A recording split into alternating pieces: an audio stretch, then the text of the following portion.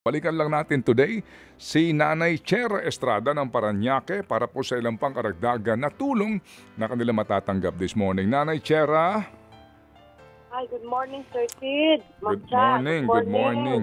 O yung anak-anakan mo din, ilang taon na yon? 19 po. Si Kyle? Opo, Sir Ted. O kung mabait na bata itong si Kyle, ano? Kita mo naman sa kanyang sa kanyang itsura, ano, at saka sa kanyang decorum. Ito yung katuwang mo at nag-aalaga sa iyo, kumbaga. Opo, Sir Ted. Ano po siya, mabait po siya. Ano ng trabaho, bahay. Dito lang po siya, wala pong barkada siya. Oo. O, Tapos sige. maglalaba, pag walang pasok. Siya din na naglalaba. Opo. Si Mr. mo, gaano itong kinakasama mo, gaano kadalas umuwi ito, araw-araw ba? Nauwi po siya araw-araw. O anong sabi sa iyo nung malaman niya na ikaw ay naging contestant natin dito sa programa? Malaki po ng pasalamat niya. Kasi yung sweldo po niya, Sir Ted, malaki pa po kaming uutang doon sa trabaho niya. Nung linggo, ang tira na lang niya, 1.5 na lang yata. 1.5, 1.6, ganon. So, panay bali kasi. Dinidak po yung utang. Oo, panay bali, no? Panay utang. Opo. Okay, sige. Ito muna si Chacha. Meron siyang sasabihin sa iyo this morning. Nakita rin namin yung itsura mo nga, no? Yung sitwasyon mo. Meron kang catheter. Ano na yan? Lagi na yan na nakakabit sa iyo. Yes po, Sir Ted. Tuwing 2 linggo, papalitan po siya. Punta po ako sa Euro. Papalitan po siya. Palit po ako ng catheter. Palit po ng hose para tuwing 2 linggo po. Oo, kasi importante dyan na hindi magkaroon ng infection, ha? Dapuan ng mga mikrobyo yan. Kaya malaking tulong nga din itong tinanggap mo kasi meron ka ng pambili din ng mga gamit mo. Opo, salamat po, Sir Ted. Sige, eto ngayon si Chacha, meron siyang sasabihin sa iyo. Cha, please. Yes po, Nanay. Good morning po sa inyo. So Good morning po, Ma'am Cha. Yes po, last Friday, after po ng programa natin, may mga nagpadala pa po ng tulong para sa inyo. Inihahabol po nila ito para po sa inyong pamilya. So ang mga nagpadala last Friday, nagpadala po ng 1,000 piso si Happy Wafi. Nagpadala rin ng 1,000 piso si Happy 11. Kasama rin po sa nagpadala ng 1,000 piso ng 500 pesos pala si Happy Cancer Survivor at nagpadala rin po ng 5,000 pesos, isang bagsakan, si Happy E. Tapos ngayon pong umaga, as in just this morning, may mga kapatid pa po tayo na nagpapadala ng tulong sa inyo. Nagpaabot din po ng 2,000 piso si Happy Fur Mom at another 500 pesos si Happy Ulti Mighty. So magkano na nga ito, Seth? Ang total ng tatanggapin na po natin ngayon ay tama ba 10,000 piso? 10,000 piso po yung additional na tulong, Nanay Chera, para po sa inyong pamilya. Salamat po, ang laking tulong po yan sa amin. Salamat po ng marami. Wag po sa amin, Nay, ha? Sa atin pong mga Happy Anonymous, ito pong programa natin ay tulay lang po dito po sa mga gustong tumulong po sa inyo. Amen. Salamat po sa mga Happy Anonymous na naawa sa kalagayan ko.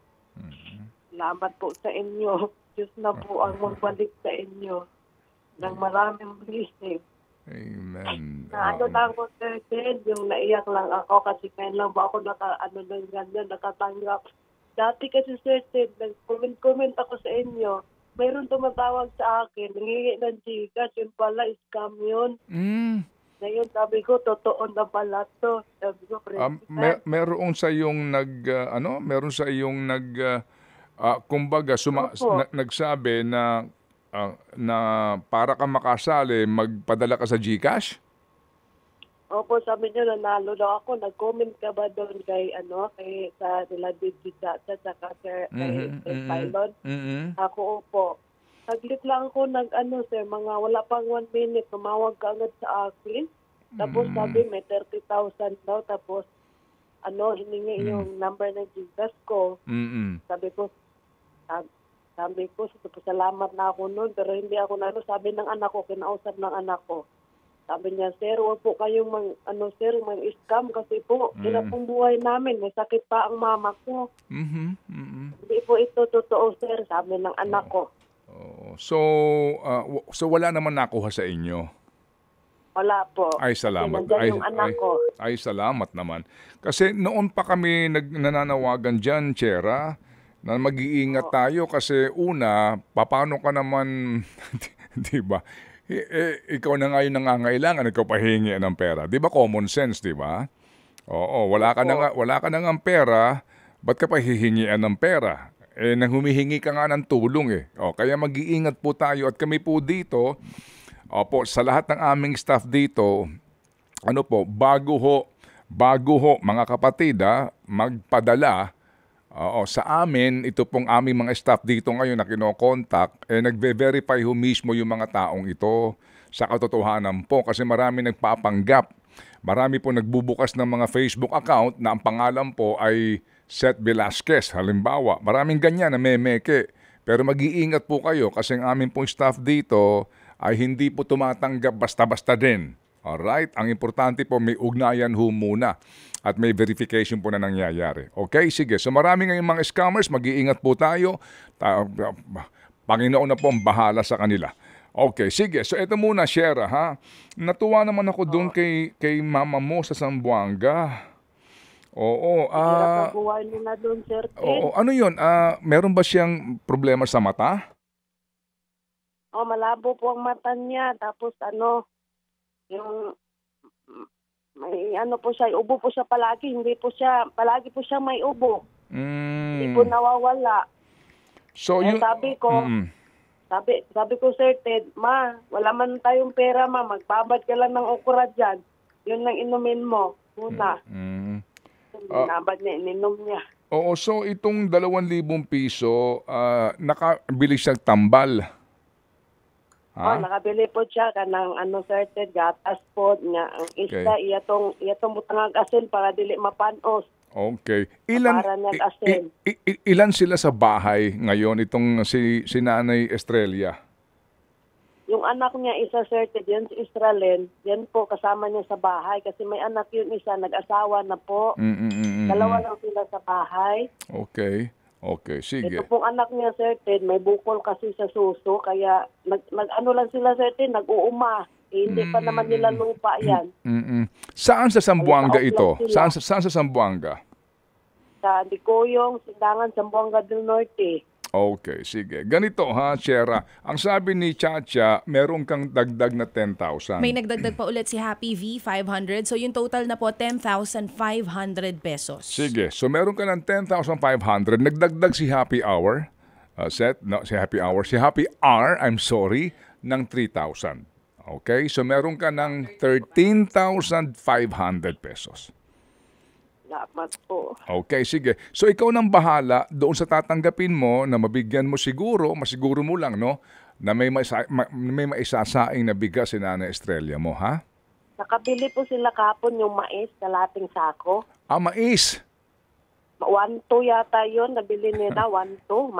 Mais ang kinakain nila doon, Sir Ted. Talagang probinsya, hindi na bigas kundi mais kasi nga mas mura din. Mais na bigas kasi pag bumili sila ng yung humay, mahal daw 1.6, 1.5. Kapag bibili sila humay, ibig sabihin ba bigas na ito o palay pa? Humay pa lang? Bigas na po. Bigas na po 'yon. Oo, mahal ang bigas, no? 1,000, 1.6 kalahating sako. Yung mais po, bigas na po yun, 1-2. Natawaran ng kapatid ko, 1-1, yung anak niya. Oo. Grabe, no? Hirap ng buhay sa probinsya, no? Hirap talaga, Sir Ted. Yung bahay nila, sira-sira, hindi na mapagawa. Oo, nakita ko sa video. Wala na siyang asawa, Sir Ted. Mula po nung kami pagkabata, siya na po nagpalaki sa amin. Wala po kaming nakitang Oo. Okay, sige. So, ganito, no? Cha? Yes, may additional po si Happy Husky, 300 pesos. So, ang total po, 13,800 pesos. Okay, sige. So, again, Shera, hindi sa amin nanggagaling ito ha. Paulit-ulit, hindi sa amin dinabali. At higit sa lahat, more than the gift is the giver. Ha? Idinaan lang sa aming programa ito, idinaan lang sa mga tao na nagmamalasakit sa iyo ang biyayang ito. Magpasalamat ka higit sa lahat sa ating Panginoon dito sa ating ugnayan at himalang ito na nangyari na naman sa ating programa today. Go ahead, Shera, please. Salamat po sa inyo, Sir Ted, Ma'am Cha, at sa mga Happy Anonymous po.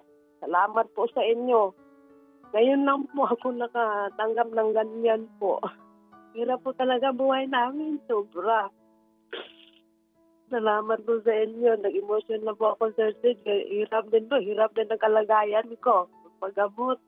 Ito nga, may dala-dala pa akong sakit din ang likod ko, yung catheter na sa kidney ko po nakalagay po kasi. Salamat po mga Happy Anonymous. Salamat po sa inyo. Hindi ko po kayo mga kalimutan. Salamat. Shera? Sir Ted. Oo. Anong sabi sa iyo ng doktor dyan sa sakit mo? Stage 3B na po ako, Sir Ted. Nag-chemo ako. Pagtapos chemo, brakin na naman. Kaso lang, Sir Ted, hindi diretso yung chemo ko kasi pag laboratory, pag bagsak ang hemoglobin, hindi pa tapos pwede. yung dugo na bote bagsak, hindi ka chemo. Di tuloy-tuloy. Oo. Kaya kailangan may talaga, Sir Ted. Pupunta nga kami ng anak ko doon, Sir Ted, pamasahin lang, din na kami nakain.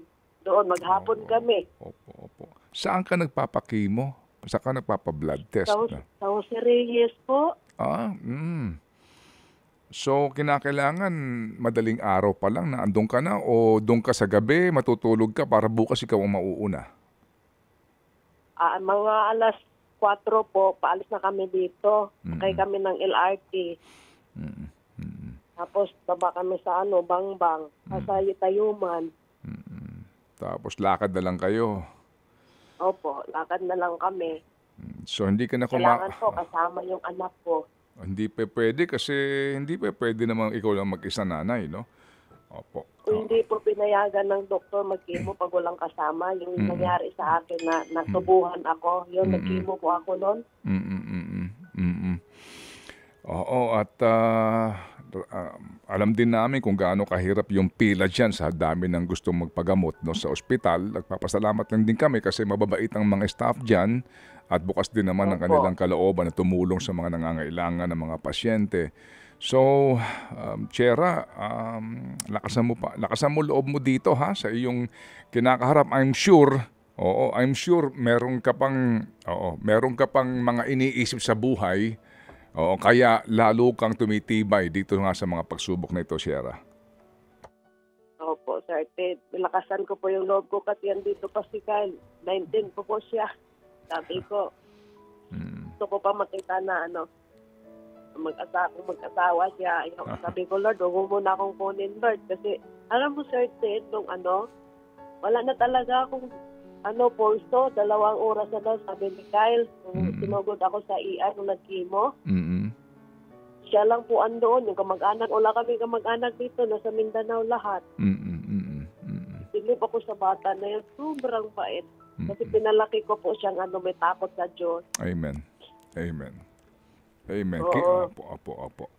Opo.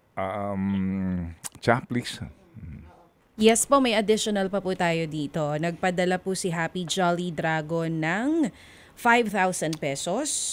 At meron pa tayong ilang mga Happy Anonymous na nagpapadala po dito. Mamaya, bago po matapos yung programa, ibibigay namin sa inyo yung final tally. But as of now, meron na tayong 18,800 pesos. Okay. Salamat po. Okay, so at least meron ka ng pambili ng mga gamit mo sa iyong 2 catheter. Meron ka ng pamasahe sa iyong check-up. Meron ka ng pambili ng bigas at makakain. Si Kyle may pamasahe na rin. Kahit papaano maitawid lang natin itong buwan na ito. We take it one day at a time, one step at a time. Okay? Opo, salamat, Sir Ted. Amen. Muli, kami ang nagpapasalamat sa iyo, Shera, kasi ikaw ang pinaghugutan namin ng inspirasyon this morning. No? Amen. No. Mas mabigat ang problema mo kaysa sa problema ng maraming Pilipino din. Pero ramdam namin ang problema mo. Kaya nga ngayon, ito, at marami ang nagpaparamdam din na sinasabi nila na sila'y nakikisa at nakikipasan sa iyong mabigat na krus na pinapasan this morning. Okay, Chera? Salamat po. Sige. Smile na ikaw, Chera. Smile na ikaw. Abangan mo yung tawag ng aming staff dito, okay?